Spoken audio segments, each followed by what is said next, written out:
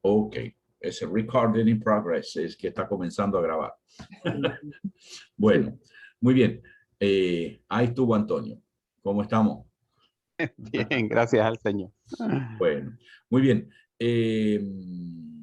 Una preguntita. Vamos a estudiar hoy, empezamos con el capítulo 21 de Primera Samuel, capítulo 21, ¿sí? Ahora, recordemos un poquito el contexto, el tiempo histórico, qué era lo que estaba pasando, porque aquí ahora vamos a leer, pero ¿qué momento histórico era este? ¿Quién era el rey? ¿Qué es lo que estaba pasando? Y todas estas cosas juntas. A ver. Vamos a ver por aquí. Ok. ¿Quién habla? El rey era Saúl. Ajá, el rey era Saúl, sí, muy bien. Y bueno, que Saúl estaba, pues el Espíritu de Dios se había ido de él. Y Ajá. David estaba, el Señor estaba con el Espíritu del Señor porque le había ungido. Y Saúl estaba, pues, celoso. Uh-huh. Ok. Saúl estaba celoso. ¿Y qué estaba haciendo Saúl en este momento? Había empezado la persecución, digamos, había empezado a celarlo y a intentar matarlo. Ajá. Y Jonathan, que era el amigo de David, y Mical, que era la esposa de David, los dos eran hijos de Saúl, los dos lo ayudaron para que se escapara. Ajá. O sea, lo que estamos viendo en este tiempo aquí es la persecución. David está intentando, decir, Saúl quiere matar a David, pero David, en lugar de decir, voy a aprovecharlo, voy a matar yo a él cuando pueda, David elige huir. ¿Sí? Y lógicamente, él hace lo correcto. Saúl era el que estaba equivocado y David, de una manera muy, muy inteligente, él evita el conflicto y muchas veces, esto también es un principio espiritual, ¿sí? A veces tenemos cerca a nuestro personas difíciles, personas complicadas, personas que siempre están buscando. En Argentina tenemos el dicho de la quinta pata al gato, ¿no? Personas problemáticas y que siempre le quieren encontrar el problema, lo que da. Entonces es como que de pronto el tomar distancia es una cuestión de salud física, psíquica y espiritual. ¿Por qué? Porque lo más lógico es que si la otra persona está cerrada en una postura, difícilmente podamos llegar a nada positivo. Entonces David, sabiendo esto, anteriormente vuelve a verlo a Saúl y demás, pero ya a partir de esta situación, David nunca más lo ve a Saúl. ¿Por qué? Porque se da cuenta realmente que Saúl es decir, David sí lo ve, ya lo vamos a ver cuando cuando evita matarlo, pero Saúl nunca más lo va a tener a mano a David. David es inteligente y toma distancia de Saúl para evitar que le mate, porque lo que Saúl quería era matar, ¿sí? Ahora, se va a dar una cosa muy, muy extraña y que habla mucho de lo que estaba pasando en la mente de Samuel, lo que vamos a leer ahora, ¿sí? Vamos a leer un poquito ahí desde el versículo 1 del capítulo 21 de 1 Samuel, donde tenemos literalmente una situación aparentemente poco importante al principio, pero después es determinante para poder entender lo que le estaba pasando a Saúl, ¿sí? Si podemos leer, alguien que desee leer, por favor, leemos del versículo 1 en adelante. 1 Samuel 21. Vino David a Nob, al sacerdote Ahimelech, y se sorprendió Ahimelech de su encuentro, y le dijo, ¿cómo vienes tú solo y nadie contigo? Y respondió David al sacerdote Ahimelech, el rey me encomendó un asunto y me dijo, nadie sepa cosa alguna del asunto al que te envío. Y lo que te he encomendado, y yo le señalé a los criados un cierto lugar para encontrarnos. Ahora pues, ¿qué tienes a mano? Dame 5 panes o lo que tengas.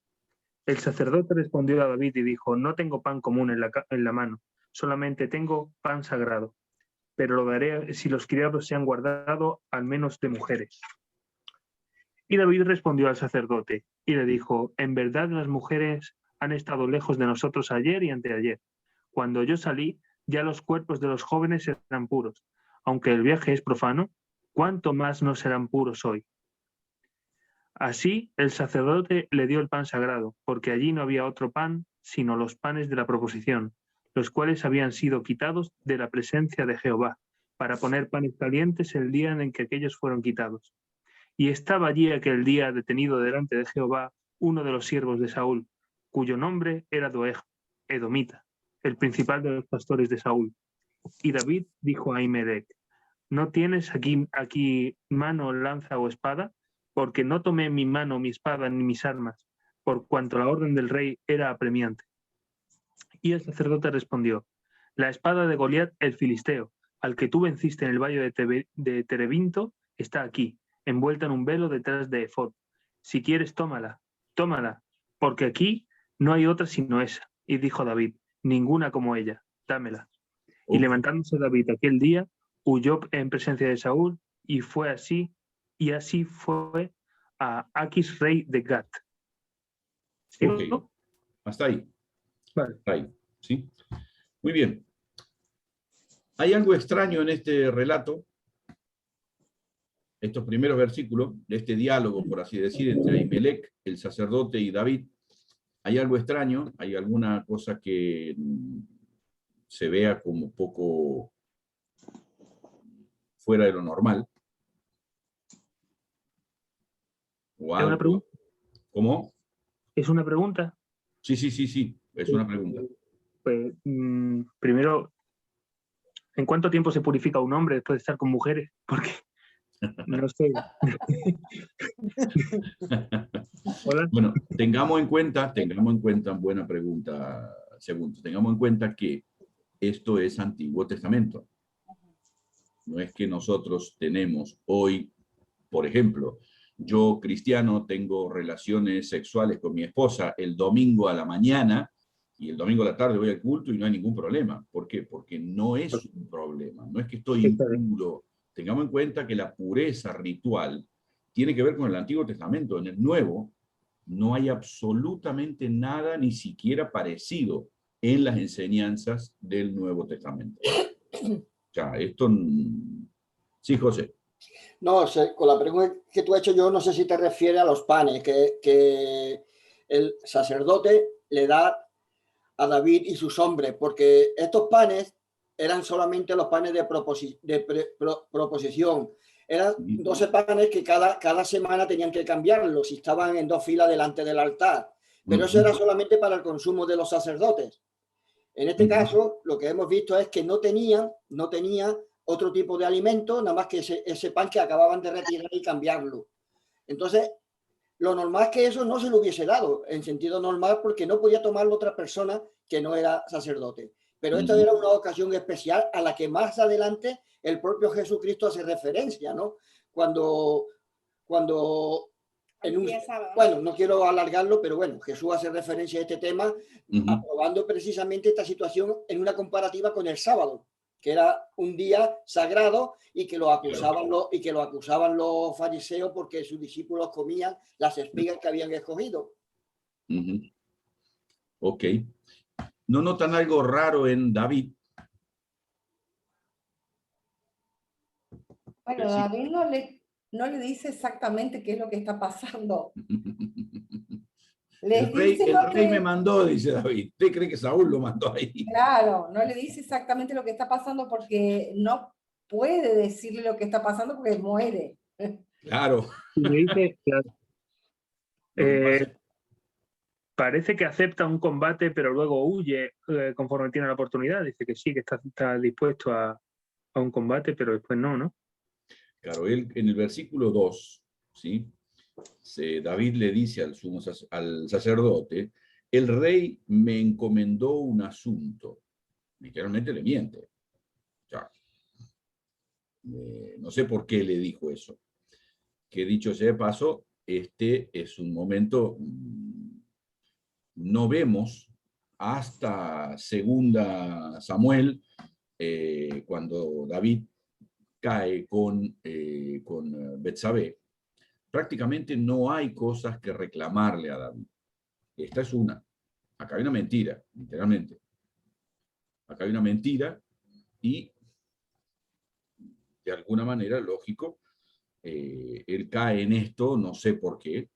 Otra pregunta para poder hacer, porque era un hombre que indudablemente tenía mucho temor de Dios, muchísimo temor de Dios. Entonces, él miente y, lógicamente, sigue con esta postura, pero él toma, es muy extraño, porque él toma la espada de Goliat, ¿sí? Y huye a Gat con la espada de Goliat, una cosa muy extraña, ¿sí? No sé si hay alguna pregunta o alguna otra cosa para si no seguimos con la lectura. Yo lo veo muy desesperado a David, para que él está pidiéndole comida, 5 panes, ¿no? Es que realmente se ve que estaba en una situación, claro, había tenido que huir, no sabía hasta cuándo iba a huir, no sabía cómo eso iba a funcionar. Evidentemente él está en una situación muy desesperada, sin armas, sin comida. Posiblemente lo del ejército o los soldados que están con él también son mentira, porque no se lo ve, no sé, no creo que haya habido tanta gente que lo seguía.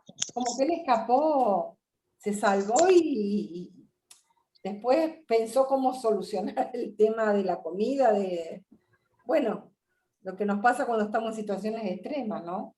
Resolvemos lo primordial y sobre la marcha vamos por lo demás. De todas formas, como vamos a ver dentro de un ratito, la mentira tiene grandes consecuencias, ¿eh? Es decir, que no es simplemente una mentirilla y ya está, ¿no? Tiene consecuencias, como vamos a ver. Ya vamos a llegar, José. Sí, por eso no lo he dicho cuáles. Bueno, muy bien. Ahora, él se va para Gat, ¿sí? Y es muy interesante lo que sucede cuando él llega a Gat, ¿no? Porque aquí hay algo, uno dice, bueno, pero está escapando de Saúl y se va a Gat, al lugar donde de alguna manera puede encontrar más enemigos todavía. Es decir, pero eran los enemigos de Saúl. Él se va al lugar donde están los enemigos. Sabía que Saúl ahí no lo iba a ir a buscar, ¿sí? Muy bien. Seguimos un poquito. Desde el 10 en adelante. Volvemos a releer el 10 y seguimos un poquito más. Leemos hasta el fin del capítulo, del 10 al 15.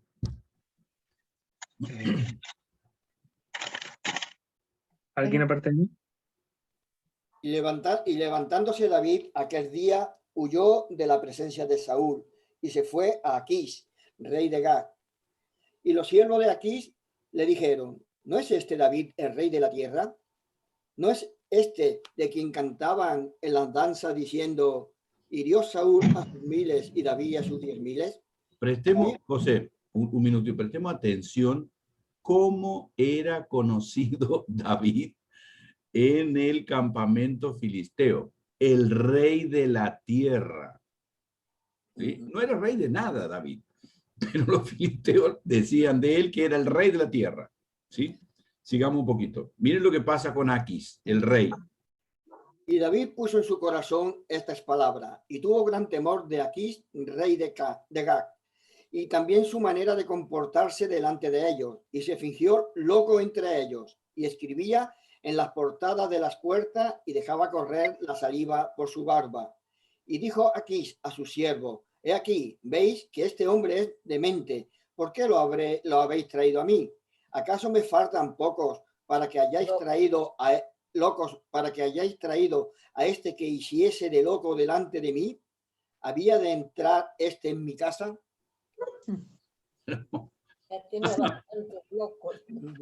Se hace loco, sí, literalmente. Le chorreaba la baba por la cara, es decir, quería salvarse. ¿Y cómo? Claro, al llegar, imagínense, al llegar a Gad, él se encuentra con una situación muy, muy, muy complicada. Él va, yo creo que fue acá porque no tenía otro lugar donde ir. Porque escapar de Saúl para ir a la tierra de los filisteos era salir, como decimos a veces, ¿no? Salir de Guatemala para meternos en Guatepeor. Porque no hay una posibilidad mejor. Pero, lógicamente, al llegar ahí ya su fama le precedía. Este es aquel de quien las mujeres cantaban en sus danzas diciendo Saúl hirió a sus miles y David a los 10.000. Es decir, ya no solo era que ellos de alguna manera tenían temor a David y lo consideraban por lo de Goliat, sino que indudablemente en todo este tiempo la fama de David se había ido expandiendo y había llegado mucho más allá de las fronteras de Israel. Esa frase de el rey de la tierra es una cosa que no era rey de nada, David, no era rey de Judá ni siquiera. Años después de la muerte de Saúl recién es nombrado rey de Judá. Pero para los filisteos, de una manera milagrosa, le están dando este título. ¿Qué pensáis de esa situación de David? ¿Qué podemos decir de qué es lo que hace David en este momento?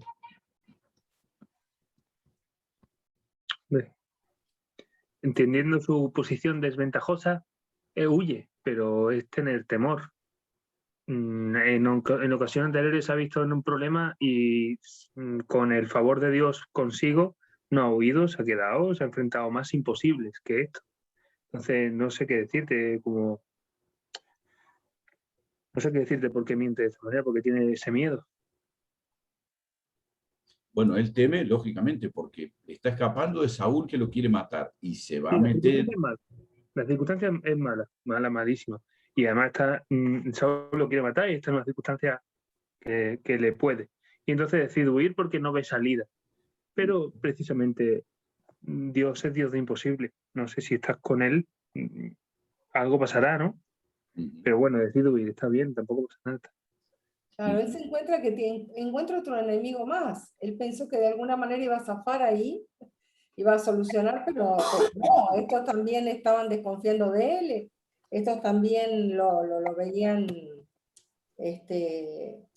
como muy peligroso, y la única solución que encuentra es fingir locura. Fingir que está loco, porque en realidad, es decir, analicemos un poquito la situación. Él llega al campamento, a Gad, y llega precedido de la fama que tenía. Y está claro, el versículo 12 dice, tuvo gran temor de Aquis, rey de Gad. Claro, ¿qué va a hacer este? O sea, lo venía persiguiendo de allá y ahora llega acá y la gente del pueblo dice que él es el rey de la tierra. Imagínense qué puede querer hacer el rey de Gad. Matarlo. Matarlo. Es decir, es como que sale de un lugar y dice, bueno, acá voy a estar tranquilo. No, lo precedía quien él era. Le gustase o no, él llegaba y su historia llegaba con él. Sí, lo ven, los propios de allí lo reconocen por el que después de su unción o por elección divina ven en él el favor de Dios. Sí, eso se ve, se nota. Eso se nota y muchas veces, bueno, hay un dicho que dice, ¿no? Su fama le precede. Uno llega a un lugar y quieras o no, lo que hiciste en otros lugares, habla por vos. O sea, hoy por hoy, como en cualquier otro momento de la historia, cuando una persona es conocida, se le conoce por lo que la persona hace. Y lo que la persona hace normalmente describe quién la persona es.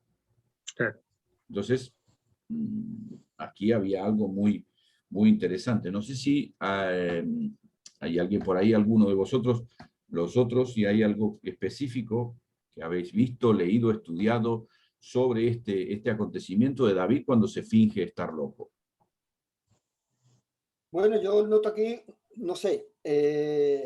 Primero, evidentemente, el temor que como se ha manifestado que tenía, que eso lo motivó a llevar a cabo esta estrategia, ¿no?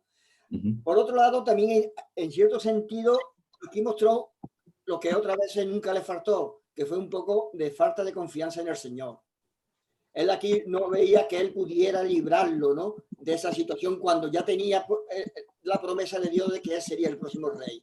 Ahí actuó un poco más como hombre, ¿no? El temor de la carne, ¿no? Más bien que la confianza en Dios, ¿no? Es lo que yo noto ahí un poquito. Sí, ahí hay acá vemos, es decir, cuando entramos a profundizar, porque claro, uno lee los salmos y aparentemente vemos en David un hombre que no tenía miedo a nada. Lo imaginamos siempre enfrentando a Goliat. Y como que él no tenía debilidades, cuya única debilidad, bueno, eran las mujeres. No. No eran solo las mujeres. No. Él tenía temores, como a veces tenemos temores nosotros. O sea, no hay mucha diferencia. Es decir, siempre el hombre, cuando se ve cercado, tiene miedo. Y David aquí también tiene miedo. Y cuando uno tiene miedo, es decir, no sé si de pronto, yo veo dos cosas aquí. Lo que él hace con el sacerdote, hay mentira, ahí no puede estar el Señor. Pero el fingirse loco, También puede ser. No sé, porque es una estrategia para evitar que lo maten. Porque uno dice, no, si este está loco, que lo voy a matar. Dejarlo, listo, ya está, no hay problema. ¿A quién? O sea, es un loco, le está cayendo la baba por la boca, no implica un peligro. Es una buena estrategia para salir de un momento problemático. No puedo decir que Dios se lo dijo, no puedo decir eso, pero tampoco puedo decir no, porque no hay mentira por detrás. A mí me gustaría decir algo, no sé si se me escucha. Sí, absolutamente. ¿Me escucha? Sí. Vale. A ver, es verdad que, bueno, que evidentemente lo que habéis dicho, sobre todo con lo que estaba compartiendo Susana, ¿no? Una situación de mucho estrés la que tiene ahí David. Pero es verdad que es un referente David, pero nunca nos podemos olvidar que era una persona. Era un hijo de Dios, una persona como cada uno de nosotros. Y que es muy fácil, cuando no estás en tormenta, hacer las cosas que Dios te pide. Pero lo difícil es, y yo creo que cada uno nos autoanalizemos, porque no es solamente David, hacer las cosas perfectas que Dios quiere durante la tormenta y el proceso. Entonces, yo creo que Dios lo estaba viendo a David y estaba viendo cómo estaba actuando. No te puedo decir tampoco que esa estrategia que tuvo, ser Dios se la dijo, pero tampoco, es que a lo mejor esa estrategia le salvó la vida. Que tampoco me puedo mojar en decir sí, pero lo que sí está claro es que yo creo que muchas veces nos podemos encontrar como David, que haya situaciones difíciles a nuestro alrededor, y es ahí donde Dios va a sacar la esencia de nosotros. Luego he leído más adelante que se juntaron a él todos los afligidos y él se volvió el líder de los afligidos. O sea, que es que dentro de una situación de tempestad, es verdad que algunas veces puede fallar, pero al final lo importante es cómo termina. Y bueno, he visto más textos delante, ¿no?, que decían sobre eso. La cuestión es que muchas veces lo que quiero transmitir, que no es ninguno, no hemos podido ver en la perspectiva de David. Lo que sí estaba claro, que este hombre estaba ya harto de que todo el mundo lo quisiera matar. Y es una situación estresante, que tener que estar constantemente huyendo de tu enemigo, de que te van a matar y que atenta contra tu vida. Entonces, evidentemente es una situación difícil, evidentemente no se puede justificar lo que está mal, pero sí tenemos que tener en cuenta que cada circunstancia nos hace actuar de diferente manera. Entonces, yo desde mi humildad, pues intentar, ¿no?, de que entender que David era un siervo de Dios, que se equivocaba, que sí, y autoanalizar cómo lo hacía, pero no, a ver, no sé cómo decirlo de manera, que entender la situación que él tenía, ¿no? Eso es lo que quiero transmitir. Porque muchas veces nosotros como cristianos, y a mí también me ha pasado, queremos ver la postura del otro y no nos estamos dando cuenta que a lo mejor es que David Es que no se veía hasta arriba y que si no se hubiera hecho el loco, a lo mejor que lo hubieran matado ahí. ¿Me explico? De todas formas, lo que sí se ve, como dice él, y algo importante, es que David no tiene malicia en su corazón, porque él no lo hace para tramar nada contra nadie, sino él lo que busca simplemente es salvar la vida, ¿no? Claro. Él no tiene esa maldad, ¿no? Como pasaba en el caso de Saúl, ¿no? Está intentando, y luego dice, y yo te ruego hasta que sepa lo que Dios hará de mí, yo te ruego que mi padre y mi madre estén con vosotros hasta que yo sepa lo que... Estaba en un momento que a lo mejor él no sabía realmente que Dios quería sacar de todo eso. Es que a veces nosotros en circunstancias no vemos qué es lo que Dios... Y entonces él estaba ahora mismo sin ver y tenía que atravesar una cantidad de circunstancias que le superaban. Yo lo que noto aquí, por ejemplo, esto que decía Elizabeth es 110% verdad, ¿sí? Y cuando leemos la Escritura, una de las cosas interesantes es, a veces, como que, uy, pero bueno, entonces, no, el que está firme, cuide que no caiga, dice la Escritura. Porque nadie sabe cómo puede reaccionar en un momento de mucho estrés.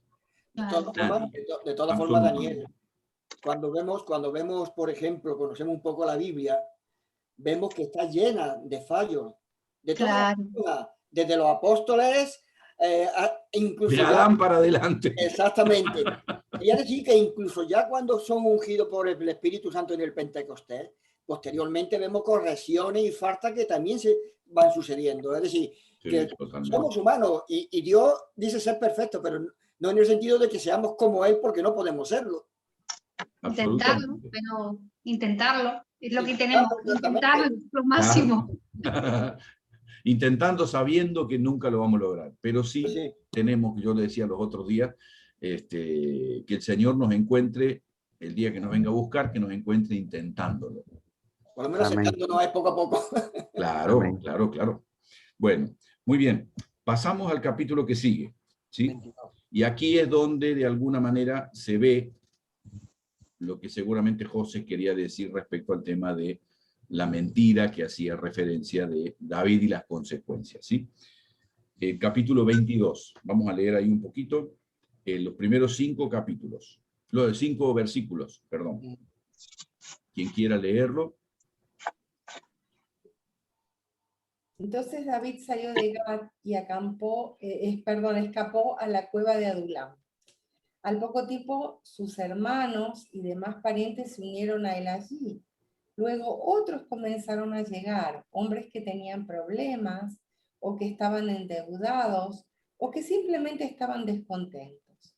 David llegó a ser capitán de unos 400 hombres. Después David se dirigió a Mizpa de Moab, donde le pidió al rey: por favor, permite que mi padre y mi madre vivan aquí contigo hasta que sepa lo que Dios tiene pensado para mí. Así que los padres de David se quedaron en Moab con el rey durante todo el tiempo que David vivió en la fortaleza. Un día, el profeta Gad dijo a David: deja la fortaleza y vuelve a la tierra de Judá. Entonces David fue al bosque de Areb. Ok, muy bien. Aquí hay otro lugar donde David va y tampoco puede estar medianamente, dice, bueno, encontró un lugar, va a estar cómodo. No, viene el profeta y David deja el lugar. Pero vamos a caminar un poquito juntos por estos. Después que David se va de Gad, huye y se mete en una cueva. Se mete en una cueva y ahí está lo que decía Elizabeth recién, ¿sí? A pesar de que él estaba huyendo, así como su fama le precedía para el momento en que entró a Gad, a pesar de que él estaba huyendo, y esto sucede muchas veces con los líderes, a pesar de que estén huyendo, que estén en un momento de dificultad, que le estén pasando muy mal, hay gente que reconoce su liderazgo a pesar de las dificultades y sucede lo que pasa aquí. En este caso son afligidos, endeudados, amargados, es decir, nadie va a buscar, ¿sí?, este tipo de ejército, pero eran 400 hombres, imagino que eran con familias también, ¿no? Pero, ¿qué es lo que hay aquí en este encuentro? hay un par de cositas muy significativas que dice David. Algo adelantó un poco Elizabeth recién. ¿Qué es lo que veis en estos versículos?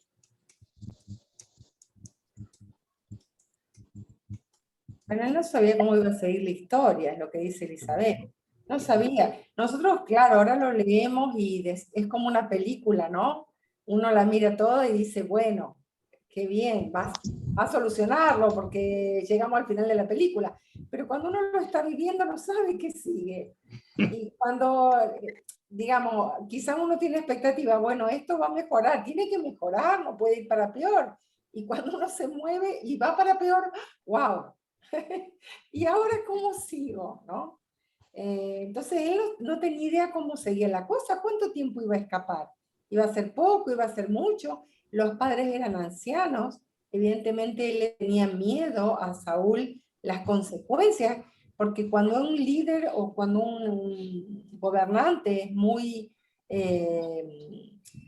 digamos, tiene este tipo de carácter, muy, no sé ni qué palabra usar, quiere que todo se haga como en sus términos y persigue a los que se le oponen, es que uno no sabe hasta dónde va a llegar. Evidentemente, si él deja a los padres en Moab, que era la familia de su bisabuela, era de Moab, si él deja a los padres ahí, evidentemente tenía miedo por la seguridad, tenía miedo que los persiguiera, que los matara. De todas formas, a mí también me recuerda un paralelo entre este relato que vemos de David en todo lo que estamos analizando hoy, con la actitud que tuvo Abraham y Sara. ¿En qué sentido? Dios le hace una promesa a Abraham. Pasa el tiempo y no sabe cómo se va a cumplir. Él utiliza hasta donde puede los medios humanos. Claro, tú comentabas, Susana, que evidentemente nosotros conocemos el final, él no lo conocía. ¿Qué significaba? Que él no sabía hasta dónde él tenía que actuar como persona y dónde acudiría Dios a su rescate. Entonces él como persona actuaba como actuaríamos cualquiera, ¿no? Nadie se iba a quedar quieto esperando a ver lo que le dice el Señor, ¿no? Y eso le pasó con Abraham. Se adelantaron, cometieron errores, pero evidentemente lo que él estaba haciendo es tomar una decisión humana, porque él sabía que Dios le había hecho una promesa, pero no sabía cuándo ni cómo vendría. Claro, él escapa, y como decía Susana, él se va a Moab, que es la tierra de Ruth, ¿sí? Que es la mamá de... se me escapa el nombre ahora. No, de Obed. De Obed, que es el abuelo de David, ¿sí? Entonces, él va a un lugar donde teóricamente va a tener paz. Va a un lugar donde hay cierta familiaridad, por lo menos con algunas familias, ¿sí? Pero es interesante que él no va ahí como un lugar donde él piensa quedarse. Es muy interesante. Al final del capítulo 3, del versículo 3, lo que él dice. Mi padre y mi madre estén con vosotros hasta que yo sepa lo que Dios hará de mí. Él sabe que es lo que de alguna manera vemos en el antiguo, en el Pentateuco, cuando se habla de las ciudades de refugio. Él va a refugiarse ahí por un tiempo. Porque él dice, pues nos vamos a quedar acá hasta que sepamos qué es lo que Dios va a hacer de mí. Y es tan, o sea, hay solo un versículo hasta que aparece una señal de Dios. El versículo 4 dice, los trajo pues en presencia del rey de Moab, habitaron con él todo el tiempo que David estuvo en lugar fuerte, pero, y ahí viene la palabra de Dios, donde Dios quiere que vaya. El profeta Gad dijo a David, no estés en este lugar fuerte, anda y vete a la tierra de Judá. Me dice, pero allá está Saúl. ¿Cómo voy a ir allá? Pero mira lo que hace David. David se fue y vino. Ya está, punto. Él escuchó cuál era lo que entendía a través del profeta, que era la voluntad de Dios. Ok, puede haber más problemas, puede haber más... Perdón. Sí. Perdón, no. No, habla, hija, por favor. Habla. Es que muchas veces, yo lo que veo en la palabra de Dios es que Dios es muy gracioso, porque muchas veces Dios nos quiere mandar a la situación difícil y nos quiere mandar a la circunstancia complicada. Es que es muy fuerte. Que a este pobre hombre lo quieran matar por todos lados. Él se quiere ir porque es que no sabe ya y ya puede escuchar la voz de Dios, que Dios le dice, vete, y que está diciendo otra vez. Es que muchas veces Dios permite. Yo creo que Dios permite en dos momentos, que los enemigos. Los enemigos vienen cuando desobedecemos. Y por lo tanto es una consecuencia de nuestra desobediencia, pero también los enemigos vienen porque Dios quiere probar a la persona que está tratando y a la persona que Dios ha puesto para lo que va a venir en el futuro. Porque evidentemente aquí estamos viendo el conflicto que tiene David con Saúl, pero luego más adelante, gracias a Dios, David es rey y todos ya lo sabemos, ¿no? Entonces, antes de la victoria está toda esta tormenta y muchas veces que el Señor nos quiere meter en la tempestad y en la situación. No porque sea malo, sino porque quiere sacar lo máximo de nosotros. Y en realidad, como se dice en Isaías, ¿verdad? Perdón. Perdón. ¿Has terminado, Eli? ¿O me he colado? No, es que no he escuchado bien, es que me han llamado y se ha cortado. Vale. No, que digo que confirmando lo que tú dices, ¿no? Y lo que estamos analizando, que en Isaías se escribe, ¿no? De parte de Dios, que mis caminos no son vuestros caminos, ni mis pensamientos vuestros pensamientos. Es decir, que yo vemos a través de todos los relatos de la Biblia que es imposible con la mentalidad nuestra entender la mentalidad de Dios. Porque nosotros evidentemente estamos limitados en tiempo, espacio y poder, ¿no? Y Dios puede llegar a donde quiere de cualquier manera. Y no siempre como nosotros pensamos que tiene que hacerlo o se debe de hacer, ¿no? Y a veces, como ha dicho Eli, a veces a través de mucha tribulación y muchos problemas se cumple su propósito. Así es. Absolutamente. Yo creo que una de las cosas, porque uno ve la vida de Saúl y la vida de Salomón, cuánto más incapaces fueron para enfrentar las luchas y las pruebas que David. Y uno se pregunta, ¿por qué? Porque Saúl llega a ser rey sin tener que luchar, por así decir, espiritualmente, sin la necesidad de madurar espiritualmente. Llega porque llega. Ok, perfecto. Y Salomón tiene todo servido. Salomón hereda todo lo que David construyó, por así decir, hasta todos los materiales que se utilizaron para la construcción del templo, el 99% lo consiguió David. Es decir, y por eso, de alguna manera, yo creo que de los tres reyes, después, bueno, el reino se parte en dos, pero de los tres reyes, el más crecido espiritualmente, por así decir, es David, porque es el que más pruebas tuvo que enfrentar, de los tres.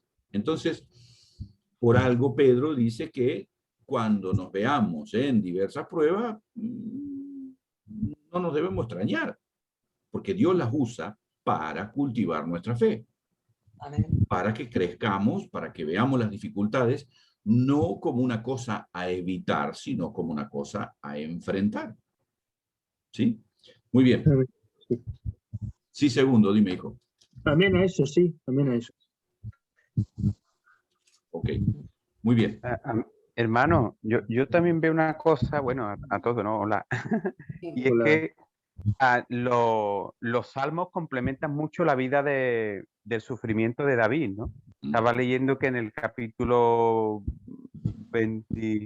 21, al menos te manda el Salmo 34, ¿no? En esta traducción. Y en muchos salmos tienen que ver con la vida de sufrimiento de David, ¿no? Y también, obviamente, si lo estaba preparando para ser ese rey maduro y espiritualmente maduro, es que también el Señor lo escogió para dejarnos parte de la Escritura, ¿no? Y la riqueza de los salmos, del sufrimiento, de la oración. O sea que es que específicamente David pasó por ciertas cosas, pero ha dado mucho fruto, ¿no? Y yo creo que eso también hay que tenerlo en cuenta, ¿no? Como Dios lo escogió para que dejase, por su palabra habló el Espíritu del Señor, ¿no? Entonces, absolutamente, por su boca. Y es precioso que Dios haya escogido también a David para que nos deje escrito bastante parte del Salmerio, ¿no? Toda su historia que se cuenta de él, ¿no? Cómo madura como esa persona importante dentro de los planes de Dios, ¿no? y tiene un plano terrenal que yo os estoy escuchando y me está edificando muchísimo, pero también pienso en eso, ¿no? Que David es, ¿quién es David, no? Y ha dejado escrito parte de la escritura, de los salmos y todo lo que habla, ¿no? Del Señor. Entonces, gracias a Dios que lo puso como ejemplo también. Y eso quería compartir, hermano. Absolutamente. David es, de alguna manera, bueno, indudablemente, probablemente junto con Moisés y el apóstol Pablo, las personas más importantes de la Escritura después de Jesús. Sí, uno puede pensar en Abraham y esto, pero de quien más se habla es Moisés, David, y bueno, en el Nuevo Testamento el apóstol Pablo. O sea, hay 4 o 5 personas más importantes en la Escritura, y David, lógicamente, es uno de ellos. Pero bueno, vamos ahí ahora a la parte en la que Susana decía hace un momento que los líderes autocráticos como Saúl son muy crueles y no admiten absolutamente ninguna posibilidad de diálogo, de cualquier cosa que pueda estar entorpeciendo lo que ellos quieren hacer. Y acá lo vamos a ver muy crudamente, ¿sí? Podemos leer ahí, no sé quién desea leer, desde el versículo 6. A ver, aquí viene la parte que decía José de a dónde llega la mentira de David, ¿sí? Oyó Saúl.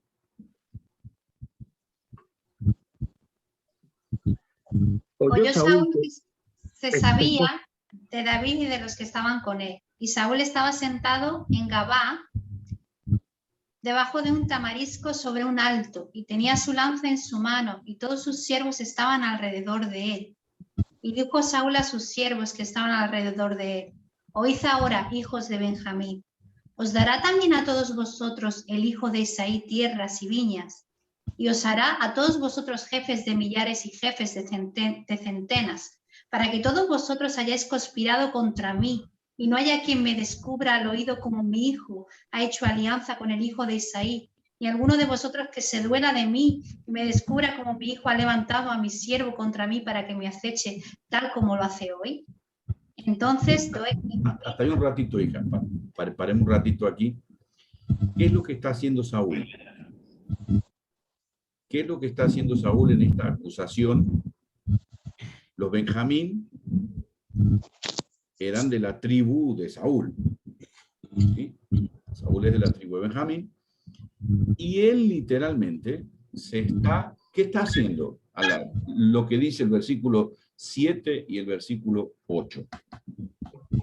Bueno, él se siente como traicionado por su propia tribu.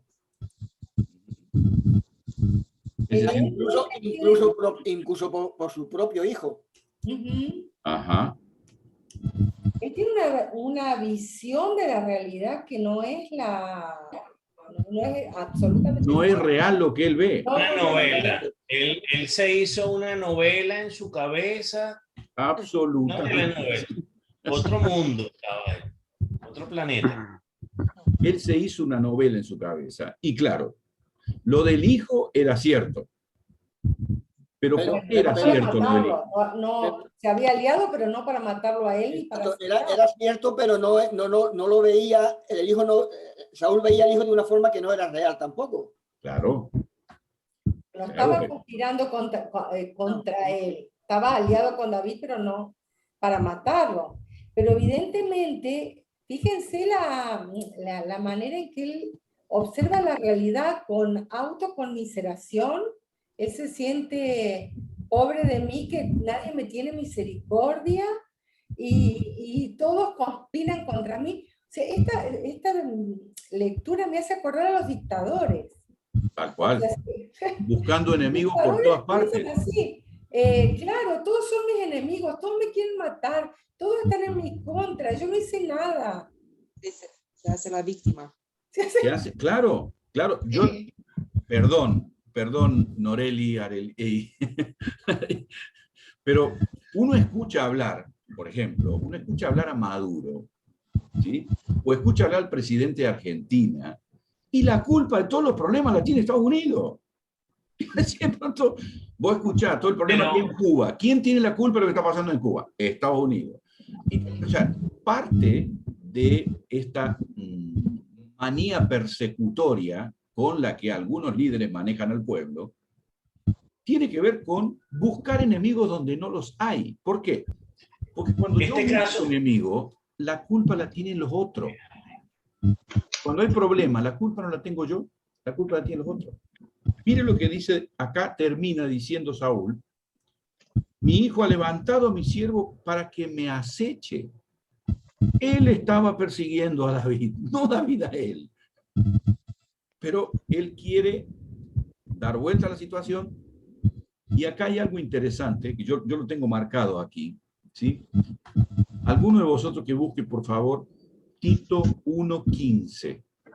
Y esto es muy importante tenerlo en cuenta, que a veces hay gente muy malintencionada, pero muy malintencionada, y que piensa que como ellos tienen mala intención, todos tienen mala intención, que es lo que está haciendo Saúl acá. Aquí está, pastor, todas las cosas son puras para los puros. ¿Cómo? A ver, un poquitito más fuerte, Blanquita, acércate más a la computadora, por favor. Todas las cosas son puras para los puros, mas para los corrompidos e incrédulos nada le es puro, pues todo, pues hasta su mente y su conciencia están corrompidas. Bueno, sabe que yo por un tiempo, al leer ese versículo, todas las cosas son puras para los puros, más para los impuros y contaminados, nada de verdad. Siempre yo vi dos grupos de personas, los puros y los impuros. Siempre vi dos, ¿sí? Pero unos cuantos años atrás, unos 20 años atrás más o menos, por algunas situaciones que nos tocaron vivir dentro de la iglesia, encontré que ahí hay tres grupos de personas y no dos. Si leemos bien el versículo detenidamente, hay tres grupos de personas, no dos. Están los puros, los impuros y los corrompidos. ¿Sí? Y Pablo hace bien la diferencia. De un lado están los puros, la persona que no tiene maldad, la persona que, como está actuando David aquí. Y en el otro grupo está la mala gente, la gente que quiere ir en contra de la voluntad de Dios, pero junto con este grupo están también los que, conociendo la verdad, prefieren estar de este lado. Están corrompidos. Son puros, pero están corrompidos. Y nada les es puro. Es la típica persona de pronto que cree que porque él se alejó de la iglesia, todos los que vamos a la iglesia somos hipócritas, por ejemplo, y les puedo garantizar que hay mucha gente así. Personas que creen que porque de pronto, no lo sé, ellos tienen la costumbre de mentir, entonces todos los cristianos son mentirosos, por ejemplo. Y es lo que está haciendo Saúl aquí. Es de alguna forma, yo estoy teniendo una actitud de agresividad y quiero destruir a David, y entonces pongo ese pecado que yo vivo, lo pongo en todos los demás. Entonces yo no soy tan malo, no soy tan culpable. Obviamente no tiene nada de bíblico, no tiene nada de que ver con la voluntad de Dios. Pero esto sucede y mucho. No sé si alguno de vosotros... Sí. Hay un dicho que dice: mal de muchos, consuelo de tontos. Es así. Yo he visto siempre en este texto, ya lo comenté no hace mucho, creo también en un estudio, dos actitudes principales cuando juzgamos. Es decir, porque nuestros juicios en el fondo son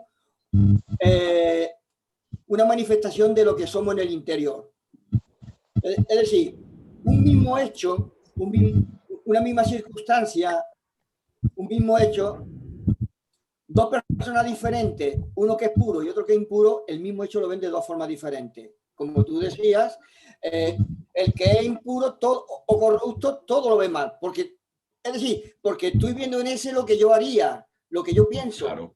Pero evidentemente ya está juzgándolo como malo, que es lo que yo me siento. Mientras que si eres puro nunca va a juzgar sin ninguna evidencia clara a nadie su conducta, porque tú lo ves como tú eres.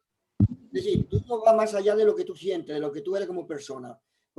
Y eso es lo que le pasaba a Saúl. Él veía en otro el reflejo de su propia intimidad. Él trasladaba su pecado hacia las demás personas. Todos son así. No, ni todos son santos, ni todos son malos. Pero hay que tener mucho cuidado porque hay santos que están contaminados. Y es como que de pronto uno dice, bueno, hay que tomar una distancia en ese aspecto, ¿sí? Y en el versículo 9 empieza de alguna manera a gestarse la situación que José hacía referencia. Si recordamos un poquito más adelante, en el capítulo 21, hay en el versículo 7, 21:7, aparece un personaje, dice, estaba allí detenido delante de Jehová uno de los siervos de Saúl, cuyo nombre era Doeg edomita, principal de los pastores de Saúl. Esto pasó pero un buen tiempo antes de lo que estamos leyendo acá. Después David se va para ¿cómo es? Para Gad, no, a Moab. Se va a Gad y después se va a Moab, es decir, no pasaron dos semanas. Pasó un buen tiempo, no sabemos cuánto, pero este Doeg, que estaba en el momento que David fue donde estaban los sacerdotes de Nob, estaba escuchando lo que dijo Saúl. Y miren lo que pasa aquí. Desde el versículo 9, ¿podemos leer para adelante?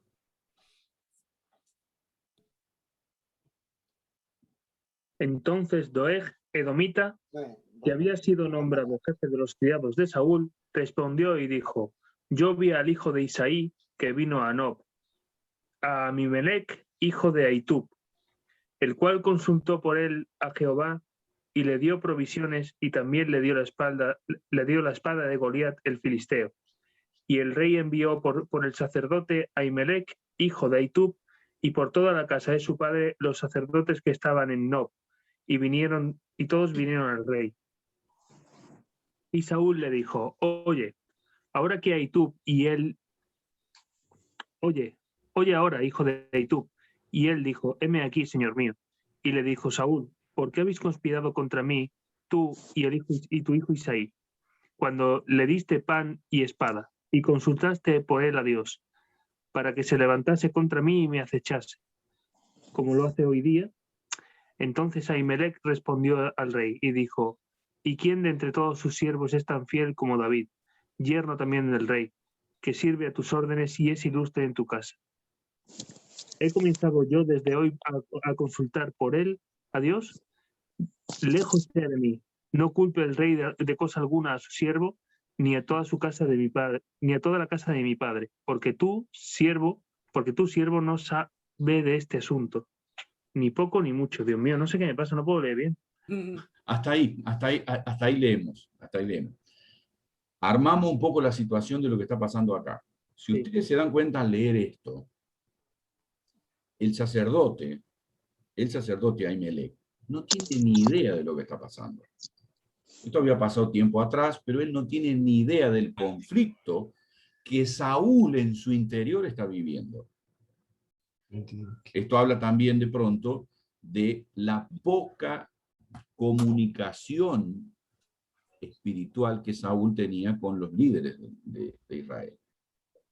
Está claro que de pronto este hombre, un sacerdote, David lo va a consultar, indudablemente era una persona reconocida dentro del reino de Israel. Saúl no sabía todo lo que estaba viendo Saúl. ¿Cuánto hace que Saúl está persiguiendo a David?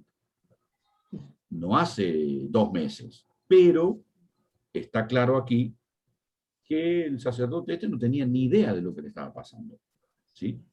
¿Qué otra cosa hay aquí en esto?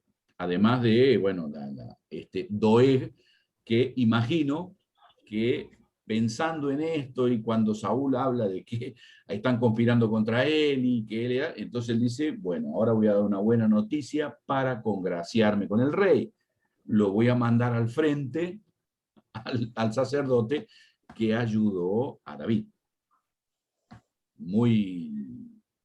Algo que había pasado tiempo atrás, de lo cual honestamente uno no sé por qué este hombre dijo eso en ese momento, porque no iba a arreglar absolutamente nada. Sí, es una oportunidad ¿sabes? De quedar, para mí es una oportunidad de quedar bien políticamente. Eso está comprobado cuando hay dictaduras y cuando hay gobiernos de este tipo, siempre hay alguien que se quiere congraciar. Claro, es una manera de congraciarse con el poder. De todas formas, también vemos aquí algo importante, ¿no? Saúl sigue con su paranoia. Él sigue todavía viendo persecución por todos lados, ¿no? Y los propios sacerdotes le muestran la fidelidad de David, ¿no? Cuando le dice, ¿y quién entre todos tus siervos es tan fiel como David? Yerno también del rey, ¿no? Es decir, le pone de manifiesto a Saúl lo que todo el mundo ve, menos Saúl. Saúl ve conspiración por todos lados.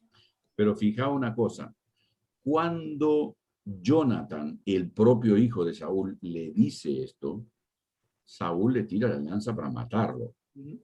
Ahora, cuando el sacerdote Ahimelech le dice esto, miren lo que dice el versículo 16. Y el rey dijo, sin duda morirás, Ahimelech, tú y toda la casa de tu padre. Que era lo que no quería. Lo manda a matar. Van a matar, listo, ya está. O sea, no existía la posibilidad de que él estuviera equivocado y que David no estuviera ninguna... No. O sea, él estaba... Está obcecado, tiene odio aférrimo. Cegado totalmente. Y bueno, lógicamente una persona así no razona, uno puede explicarle 50.000 veces. Esto es literalmente una persona que está a 1 milímetro de estar totalmente endemoniada. ¿Por qué? Porque le ha ido dando lugar al enemigo, a punto tal que ya no ve la realidad. Ya no ve la realidad. O sea, ve demonios por todas partes. Todos son sus enemigos, todos lo quieren matar, y entonces, o sea, genera toda una paranoia alrededor de él. Y esto, tristemente, es lo que se ve en la vida de Saúl, más y más acercándose a su fin, que lógicamente después lo vamos a ir viendo más adelante, ¿sí? Me gustaría decir algo también con respecto a Saúl. Es algo que me entristece mucho, ¿no? Porque está claro que bueno, sí, luego vimos que estaba como un espíritu, ¿no? Tenía como un espíritu que lo estaba atormentando, por eso también muchas veces David tenía que tocar el arpa para que él se relajara.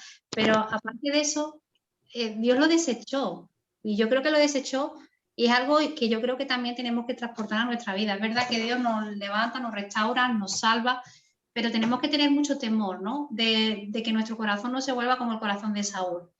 De que encima que él está generando el ataque al siervo de Dios, al hijo de Dios, encima que el que lo está haciendo, él dice que se lo están haciendo a él. O sea, que es que no es capaz de entender la realidad primero, y segundo, aunque la quiera entender, no la va a aceptar. Es decir, quiere continuar en su pecado constantemente y no salir de él. Por eso Dios levanta a David, porque evidentemente un corazón así no puede ser manejable para Dios. Entonces, que nosotros también nos venga de ejemplo que Saúl es un ejemplo de la Biblia, que es verdad que Dios lo escogió, pero Dios tuvo que levantar a otra persona. Un ejemplo para que no hagamos eso, para que no terminemos así. Que si hay algo malo en nuestra vida, que sabemos que está mal, desecharlo, no es la culpa de otros. O, por ejemplo, yo qué sé, yo voy a poner un caso, por ejemplo, el tabaco. Estás fumando y piensas que bueno, yo estoy fumando, está bien, y la gente es que lo piensa mal. No, es que tú tienes que entender, es verdad que, bueno, la Biblia no especifica tabaco es pecado, tal, pero sí sabemos que es malo para tu cuerpo, y Dios no le agrada tampoco eso. Entonces, saber que no autojustificarse como hace Saúl, y entender lo que Dios te está demandando y no hacerlo, y cambiar el rumbo. Es un ejemplo, Saúl es un ejemplo para nosotros para aprender de lo que Dios no quiere. No se quiere hacer. Él empezó bien, pero terminó mal, y Dios no quiere que terminemos De mal. lo contrario. Dime, Luis. Sí, sí, justamente estudiando la vida de Saúl y la vida de David, hay indudablemente paralelos muy interesantes, y que cuando uno estudia en lo que pecó David y en lo que pecó Saúl, y por qué Dios rechaza a David, y por qué rechaza a Saúl, y por qué Dios no rechaza a David. Mucho más grave lo que hace David, pero mucho más grave. Sí. Pero, David, cuando es confrontado por Natán, dice, yo pequé contra Dios, punto. Claro. Se paró ahí. Fue humilde. Es decir, Claro, hay toda una historia por detrás, pero David reconoce su pecado. Y ahí está el secreto, ¿eh? No hay otro. Es decir, en la manera que yo quiero evitar pedir perdón, evitar reconocer mi pecado, doy vuelta siempre sobre la misma situación, y cada vez peor, como vemos en Saúl, ¿sí? Podemos leer de ahí del versículo 17 hasta el 23, hasta el final del capítulo. 17-23.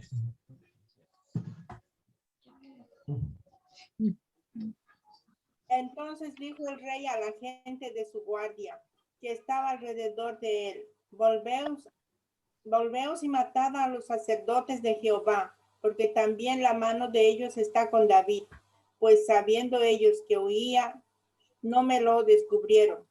Pero los siervos del rey no quisieron extender sus manos para matar a los sacerdotes de Jehová. Entonces dijo el rey a Doeg, vuelve tú y arremete contra los sacerdotes. Y se volvió Doeg el edomita y acometió a los sacerdotes y mató en aquel día a 85 varones que vestían efod de lino. Y a Nob, ciudad de los sacerdotes, hirió a filo de espada, así a los hombres como a las mujeres, niños, hasta los de pecho, bueyes, asnos y ovejas. Todo lo hirió a filo de espada. Pero uno de los hijos de Abimelech, hijo de Abitob, que se llamaba Abiatar, escapó y huyó tras David. Y Abiatar dio aviso a David de cómo Saúl había dado muerte a los sacerdotes de Jehová. Y dijo David a Abiatar, yo sabía que estando allí aquel día Doeg, el edomita, él había de hacer saber a Saúl, yo he ocasionado la muerte de todas las personas de la casa de tu padre. Quédate conmigo, no temas, quien buscaré mi vida, buscará también la tuya, pues conmigo estarás a salvo. Muy bien. Pastor. Diga. Ahí está la respuesta de lo que usted preguntó hace rato, pero yo venía en el coche, de por qué mintió David. Yo siento que David mintió precisamente para proteger a los sacerdotes y no involucrarlos en la situación en la que él sabía que estaba siendo perseguido. Y estos hombres desconocían esta situación. Totalmente. Entonces, mintió para protegerlos a ellos, pero bueno, al estar ese hombre ahí que vio toda la situación, ya no podía hacer más nada, pues estaban sentenciados ellos. Yo estaba viendo y masticando un poco sobre este famoso Doeg que vemos aquí. Y hay un dicho que seguramente no todos lo conocéis, pero muy común en Argentina, es muy común, y dice, el que se acuesta con niños amanece mojado, ¿verdad? Bueno, ¿sí? Ahora, ¿ustedes piensan que cuando Doeg fue a decirle a Saúl, lo de los sacerdotes, él iba a terminar teniendo que matar a todos los sacerdotes? Cuidado con las intenciones de nuestro corazón. Cuidado. No se podía volver atrás. Saúl lo manda a buscar a los sacerdotes, y si él no lo hubiera matado, Saúl lo mataba a él. Es decir, fijaos lo que puede llegar a significar tener el deseo de progresar no conforme a las cosas que Dios aprueba. Porque está claro que, como decía bien Susana recién, Doeg tenía intenciones políticas, pero por una cuestión política termina asesinando prácticamente a una ciudad entera. Y dice la Escritura, y dio a filo de espada hombres, mujeres, niños, bueyes, asnos, mató todo. Dice, pero este hombre tenía en mente que iba a terminar teniendo que hacer eso. Yo no creo, sinceramente. Sinceramente. Pero cuidado cuando nos aliamos con una persona que no tiene un buen pasado. Cuidado, porque nos podemos ver envueltos en algo realmente que no lo haríamos nunca. Como este Doeg, metido en una situación horrible por querer aliarse con un maniático. ¿Sí? Podrá tener poder, pero nunca sabemos lo que nos pueden llegar a pedir. ¿Sí? Lo manipuló, sí, Claro. lo manipuló para matar, sí, para llegar a su meta. Claro, claro, y sembrar el terror y todo lo que se ve aquí, ¿no? ¿Qué otra cosa vemos aquí? Ya tenemos que ir terminando. Bueno, en el versículo 22, cuando él se entera de lo que ha sucedido en la ciudad de Nod, David reconoce que es culpa suya. Él dice, ha sido por mi causa, ¿no? Porque en realidad volvemos un poquito a la mentira, ¿no? Ajá. Seguramente cuando David llega a la ciudad de Nod, donde estaban los sacerdotes, si él va en su propio nombre, posiblemente a lo mejor se hubiesen parado, no le hubiesen servido el pan. Pero al decirle que iba en nombre de Saúl, por eso le dieron los víveres. ¿Qué pasa? Que cuando los sacerdotes se presentan a Saúl, Saúl no le da la oportunidad ni siquiera de decirle que ellos no sabían, pero ya da por hecho Saúl de que los sacerdotes conspiraron contra él a sabiendas. Aquí Claro, vemos sí. el jaleo que pasó. Sí, sí, obviamente Saúl ya está en una escala descendiente donde no acepta la opinión de nadie, donde no... Ya, está claro que no tiene consejero alrededor de él, él tiene obsecuentes alrededor de él. Gente que no lo confronta con nada, que siempre le dice que sí, y que, lógicamente, bueno, sabemos cómo termina alguien con esa perspectiva, ¿no? Así que, bueno, lógicamente, mucha tela para cortar. ¿Algún otro comentario, pregunta sobre esto?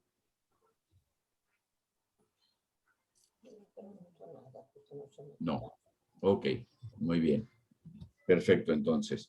Seguimos entonces la próxima semana. Vamos a ver cuando David libera a Keila. Aquí hay realmente muchísimos principios también interesantes. Y en el 24, seguramente va a dar el tiempo para verlo también, es cuando David le perdona la vida a Saúl. La semana que viene.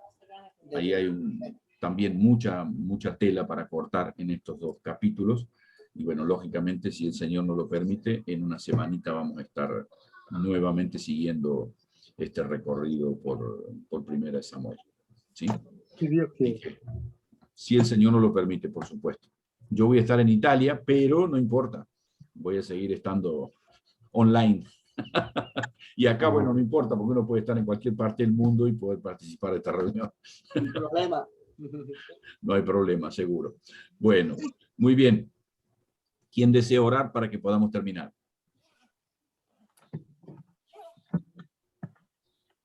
Yo. Ok. Gracias. Señor, queremos darte gracias, Padre, primeramente por tu palabra, porque eres bueno, Señor, porque tú Aleluya. redarguyes nuestros corazones, Señor, y nos muestras qué es lo que debemos hacer y lo que no, Señor. En este caso, estudiando este libro de Samuel, de Primera de Samuel, vemos o podemos comparar los tipos de corazones. Un corazón como el de David, que es un corazón que dice tu palabra que es conforme a ti. Un corazón que a pesar de que comete muchos errores, es un corazón, un hombre que se arrepiente de sus pecados y siempre busca enmendar su camino, Señor. Al contrario de Saúl, que busca enaltecerse él y tiene un corazón duro, o tenía un corazón duro. Líbranos, Señor, guarda nuestros corazones. Amén. Para que nunca se parezcan al corazón de Saúl, Señor. Por el contrario, que sean siempre corazones arrepentidos y siempre, Señor, tratando de buscarte a ti, buscando tu palabra y no desviarnos ni a derecha ni a izquierda, Señor, siempre teniendo enfrente a Jesucristo y siguiendo, dando nuestros pasos, Señor, siempre siguiendo el camino del Señor Jesús. Amén. Te amamos, te bendecimos y te damos gracias, Señor, por todo lo que nos das. En el nombre de Jesús, amén. Amén. Muy bien. Amén. Mando un abrazo grande, grande, grande. El Señor os bendiga mucho. Chao. Y bueno, Un abrazo, nos bendiciones. vemos el próximo viernes a esta hora por este mismo canal. Bendiciones. Desde Italia se ve, ¿no? Bendiciones, gente. Bendiciones. Chao. Bendiciones. Que Dios os bendiga. Gracias, Igual. muchas gracias. Nuestras Bendiciones. familias.